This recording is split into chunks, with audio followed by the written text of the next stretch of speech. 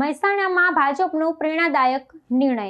સામાન્ય પક્ષવાદ ધરાવતા કાર્યકરોને મેદાનમાં ઉતારી પક્ષે કેડર આધારિત રાજનીતિનો આપ્યો સંદેશ। મહેસાણા નગરપાલિકાની આગામી ચૂંટણી માટે ભારતીય જનતા પાર્ટીએ પક્ષના કાર્યાલયમાં સેવા આપતા કર્મચારી રમેશ ભીલને સત્તાવાર ઉમેદવાર તરીકે જાહેર કર્યા છે। પક્ષના નિર્ણય પાછળનો મુખ્ય હેતુ છેવાડાના માનવી અને પાયાના કાર્યકરોને સન્માન આપી લોકશાહીમાં તેમની ભાગીદારી સુનિશ્ચિત કરવાનો છે।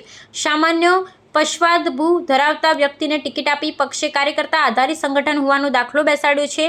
મહેસાણા જિલ્લા ભાજપના અગ્રણીઓ ગિરીશ રાજગોર અને મુકેશ પટેલે આ નિર્ણય પર ગૌરવ વ્યક્ત કરતા જણાવ્યું હતું કે આ પક્ષની સંસ્કૃતિનું પ્રતિબિંબ છે, જ્યાં વ્યક્તિના હોદ્દા કરતાં તેના સમર્પણને વધુ મહત્વ આપવામાં આવે છે।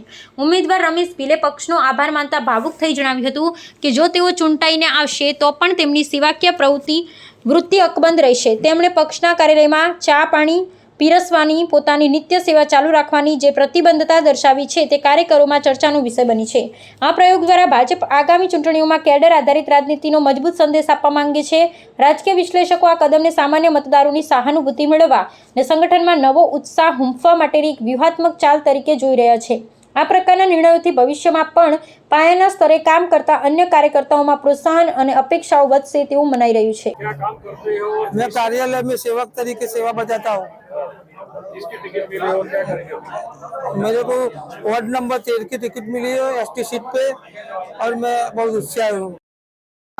27 साल से सेवा कर रहा हूँ पार्टी में, तो अभी काम तो कर रहा वो तो चालू ही रहेगा। वो चुनाव जीत के आऊंगा तो भी मैं वो काम तो करूंगा।